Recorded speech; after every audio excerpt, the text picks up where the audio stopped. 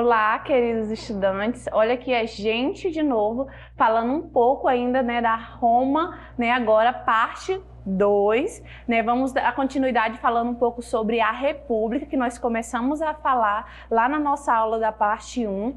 E aí agora a gente vai falar sobre, a parte 2.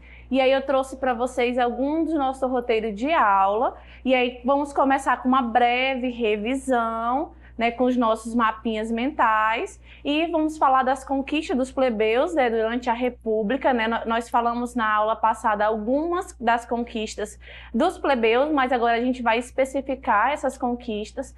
Vamos falar da expansão romana, das guerras púnicas e da crise da República, E também para complementar como foi a forma de governo, durante a República, que se deu a partir do triunvirato, o primeiro e segundo triunvirato, as três formas que eles decidiram de governar, que tinha cada um representante de uma camada social. Nós vamos falar, disso na parte do triunvirato. E aí eu trouxe para vocês uma breve revisão, do que nós falamos, que a Roma Antiga ficava localizada na Península Itálica. Falamos também das duas origens, da origem lendária e da origem histórica. Falamos um pouco sobre a estrutura social, Nós vamos falar um pouco que essa estrutura social vai mudar um pouco, aqui na República e mais à frente na próxima aula também na monarquia. Também começamos a falar sobre a crise, da monarquia e iniciamos a chamada república, Eu trouxe para vocês o significado de república, Coisa pública. Aí na nossa aula de hoje nós vamos começar com as principais conquistas dos plebeus durante a República, Uma das principais conquistas dos plebeus que eu trouxe para vocês foi o tribuno da plebe, que eram os cargos políticos, era uma assembleia específica. Essa foi a primeira grande conquista dos plebeus, ter a sua assembleia específica. Depois nós também vamos ter uma outra grande conquista para a história de Roma, que vai marcar a história romana e também vai estar presente atualmente, que é o direito romano, através das leis das 12 tábuas, A partir dessas leis das 12 tábuas, as leis passaram a ser escritas, Elas começaram a ser organizadas em códigos, O Código Civil, brasileiro, ele é baseado no direito romano. E também a lei de Licínia, que determinava que um dos cônsules fosse plebeu. Olha aí, uma das principais conquistas dos plebeus durante a República, Ter um representante no cônsul, um cônsul ser obrigatoriamente plebeu. E a lei de Canuleia, que é a lei que estabelecia que os plebeus poderiam se casar independente da condição social, Essa lei da Canuleia é muito importante para a história, porque a partir dela nós vamos ver o quê? Uma mobilidade social, Agora os plebeus vão poder casar com os patrícios e vice-versa, E aí, essas são uma das principais conquistas que os plebeus tiveram durante a República. A República, queridos, ela durou cerca de 500 anos, Ela foi um período muito importante para a história romana. E aí eu trouxe para vocês um mapinha, da expansão, do território romano durante a República, O auge das conquistas de territórios de Roma Antiga, ela iniciou, na República, e mais à frente nós vamos ver o auge dessa expansão territorial, desse grande império, durante outra fase, a fase final da história romana. As guerras púnicas, Tenho certeza que vocês gostam dessa parte da história, das guerras, E as guerras púnicas, elas aconteceram, em 264 a.C. a 146 a.C. Por que tem esse nome, guerras púnicas? Porque as guerras púnicas, elas foram travadas entre os cartaginenses, E os romanos tentaram conquistar a região de Cartago. Observem aí no mapa que a região de Cartago, que está em verde, é a região responsável, que cobria a maior parte do mar Mediterrâneo. Lembra que eu falei para vocês que novamente nós íamos falar do mar Mediterrâneo, a importância do mar Mediterrâneo para a economia romana, É através do mar eles desenvolviam o quê? O comércio. O mar era a principal forma de transporte naquela época. E aí o mar Mediterrâneo, né, grande parte do mar Mediterrâneo passava por Cartago. E aí, a partir disso, os romanos e Cartago vão travar, né, alguns conflitos. E aí, os romanos irão ganhar, né, vão atingir, né, vão massacrar Cartago integralmente, esses povos aí. Cartago, pessoal, era antiga, aquela civilização antiga que vocês já estudaram, que eram os fenícios, né? Os fenícios, além de desenvolverem o comércio marítimo, né, eles tinham grandes especiarias. Então, Cartago era um atrativo muito importante para os romanos. Era um território muito importante economicamente para os romanos. Por isso que eles travaram as guerras púnicas, né, para conquistar esse território. E essa república ela vai entrar em crise, né? A concentração de riquezas e terras vai causar algumas tensões sociais, alguns conflitos. E também vai, olha como eu falei que a estrutura social iria se alterar aqui durante a República, né? Vai surgir uma nova classe social aqui durante a República, que é os nobilitas, que são os plebeus que enriqueceram, né, que conseguiram, né, ascender socialmente. E aí eles formam uma nova classe social, que são chamados de nobilitas. E esse crescimento populacional e urbano, né, em Roma também vai ser um dos responsáveis pela crise. E aí vai ter duas figuras importantes que durante esse período da crise eles vão se destacar e vão acentuar, né, essa crise, né, na República, que são os irmãos Graco, né, Tibério Graco e Caio Graco. Esses dois irmãos, esses dois cônsules, eles vão propor, né, uma reforma agrária, né, uma redistribuição do arge público ou terras públicas. Então, em meio a esse crescimento exacerbado urbano, né, esses irmãos eles vão propor, né, uma redistribuição de terra. Os patrícios não vão gostar nada disso, né? E os dois vão ser mortos e suas leis engavetadas, né? Eles vão fazer de tudo para que essas leis não se apliquem, essa lei de reforma agrária. Então, a primeira lei de reforma agrária que nós conhecemos na história, ela se dá, né, a partir de Tibério e Graco, né? Eles vão propor, esses dois irmãos, uma reforma agrária, uma redistribuição. O crescimento do sistema escravista, né? Lembra que eu falei para vocês lá na estrutura social que os escravos eles iam compor grande parte da sociedade romana? Quando as guerras vão se acentuar, a conquista de outros territórios vão se acentuar, né? O crescimento do sistema escravista também vai aumentar. E esses escravos capturados em guerra ou então cativos por dívidas, né? Eles vão ser responsáveis pelo trabalho nas cidades, mas essa grande quantidade de escravos ela também vai oferecer risco, né, à economia romana. Rebelião de Espartaco. Espartaco é um grande gladiador, né? Nós vamos falar sobre os gladiadores, né? Esses guerreiros, né, que eram capturados, né, e que tinham a função de atrair o público, interter o público, né, lá na política do pão e circo, né? Espartaco vai ser um escravo que ele vai liderar rebeliões, né, várias rebeliões, vários conflitos, e também vai ser um dos responsáveis, né, pela crise da República Romana. Então, estão vários fatores. Diante dessa crise, né, vai se propor, né, pelos senadores, né, uma nova forma de governo, né, que é o triunvirato. Né, o primeiro triunvirato, né, os três governantes, os três governadores agora, que vão ser escolhidos pelo Senado, ele se dá em 60 a.C. a 53 a.C. Para controlar todas essas crises, para organizar toda essa bagunça que está sendo causada na República, o Senado vai decidir eleger 3 representantes. O primeiro dele é Júlio César. Destaquei ele aí porque nós vamos falar mais detalhadamente do Júlio César, Pompeu e Craco, né? Eles vão ser os 3 primeiros governadores, né, nesse período dessa crise romana, né, desse governo aí de 3. Então esses 3 vão governar. Júlio César vai se destacar, né? Ele vai comprar uma briga com Pompeu e Craco. E aí ele vai mandar matar os 2 amiguinhos dele e vai governar sozinho, né? Vai dar um golpe de estado nos 2 governadores. E aí Júlio César derruba o primeiro triunvirato com apoio popular, mas sem o apoio do Senado, estabelecendo assim uma ditadura, né? Ele traça todo esse plano, né, de matar os dois outros governadores, mas com apoio do povo, porque ele era muito carismático, né? Ele vai utilizar-se da política do pão e circo, né, para agradar a população, para entreter a população, né? E aí ele vai contar com apoio popular e instala uma ditadura, né? E aí ele, como estratégia, ele tem principal o quê? A política do pão e circo, né? O que era essa política do pão e circo?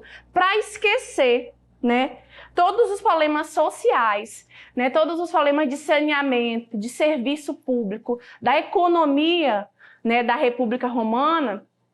Júlio César vai juntar, né, reunir o povo, né, no Coliseu, né, no arena, e vai promover espetáculos de guerra, né, vai pegar os melhores guerreiros que foram capturados, né, e vai jogar os leões, vão botar eles para se degladiarem entre si e vencer o mais forte, né? E além desse circo todo que ele montava, ele fazia o quê? Uma redistribuição de pães, né? Literalmente era uma política de pão e circo. Ele distribuía pães, né, para a população, para as camadas mais pobres que iam, né, para esses espetáculos. A política do pão e circo é um termo que a gente utiliza até hoje, né, para falar, né, de algum dos nossos políticos quando querem nos ludibriar, quando querem negar os nossos direitos, né? E essa política ela nasce aí, né, na Roma antiga, nesse período da República com Júlio César.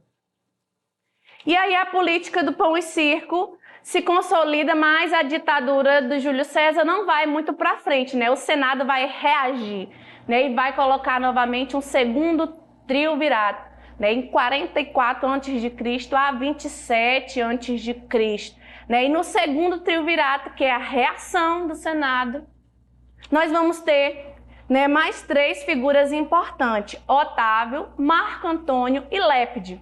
Mas, novamente, uma tentativa de golpe de Estado, né? Otávio, né, vai assumir todos os títulos importantes de Roma e o Senado vai ser corrompido por Otávio, que detinha, né, o maior apoio militar. E aí o Otávio assume o poder absoluto de Roma, né? Dá início, assim, à terceira e última fase da história de Roma, que é o Império, que nós vamos tratar mais detalhadamente na próxima aula, né? Falar desse golpe de Estado que o Otávio ele deu, né, no Senado. Ele tirou eles de circulação e assumiu o poder absoluto através do Império,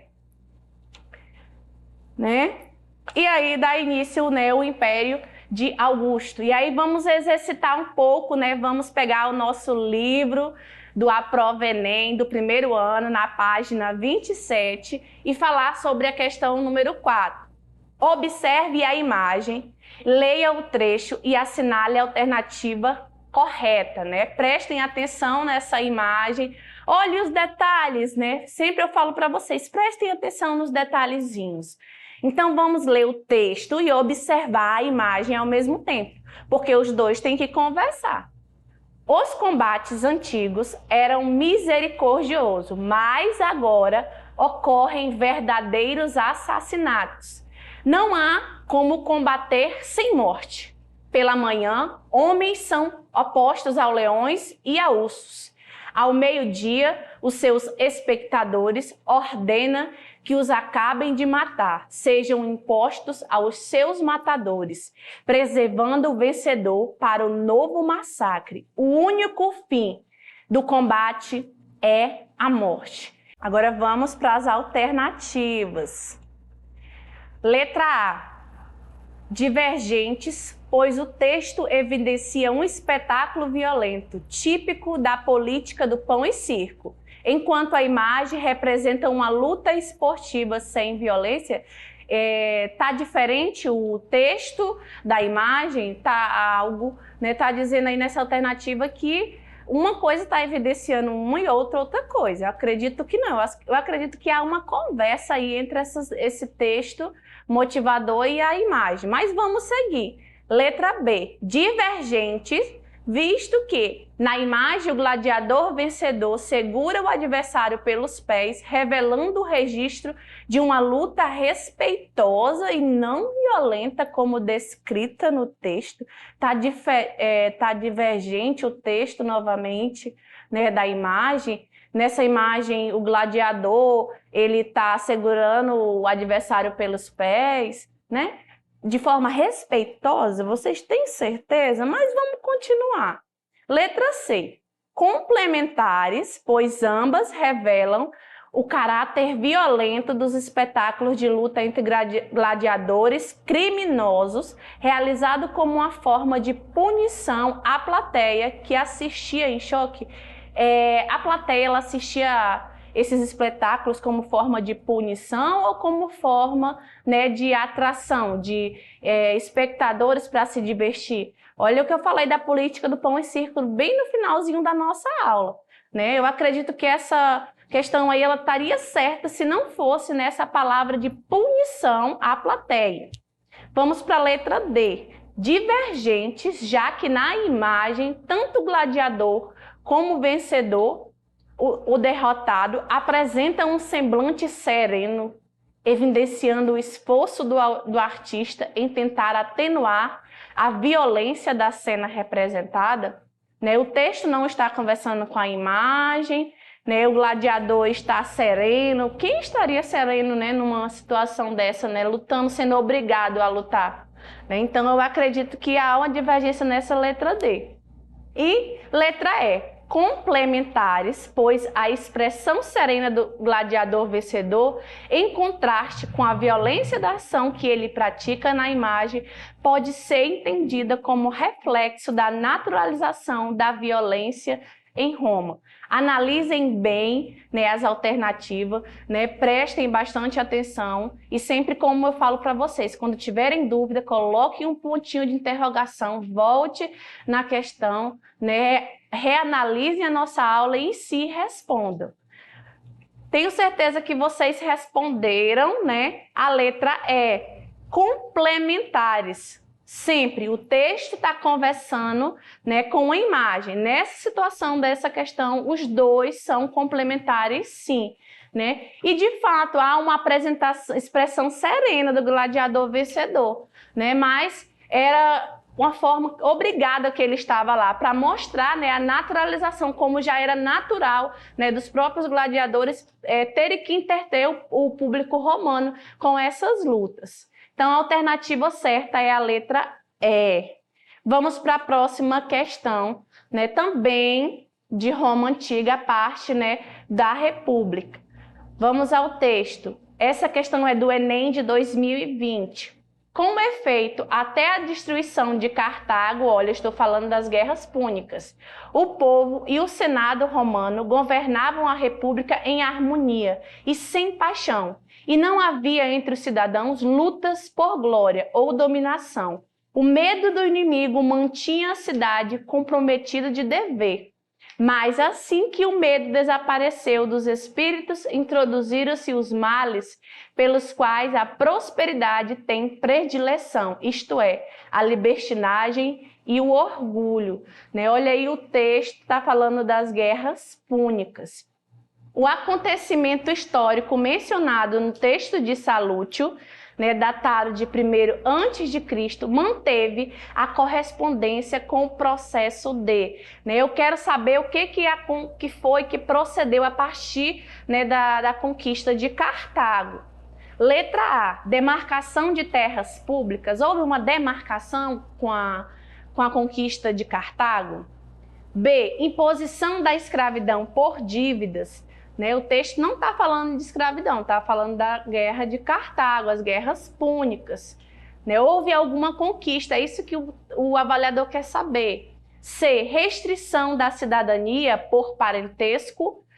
D, reestruturação de instituições ancestrais. Ou letra E, expansão das fronteiras extrapeninsulares. O que é essas extrapeninsulares? Né? É além dos territórios. Houve uma expansão de fronteiras com a conquista de Cartago, né? Com as guerras púnicas. né? Tenho certeza, né, que vocês estão aí, dê uma paradinha, pensem bem e tenho certeza que vocês responderam, né, a letra expansão das fronteiras extrapeninsulares. Lembra que nós falamos, né, que com a conquista de Cartago, Roma conquistou, né, dominou todo o mar Mediterrâneo? Pessoal, é isso. Nessa nossa aula que nós falamos sobre a República, e eu aguardo vocês na próxima aula para nós falarmos um pouco sobre a monarquia romana.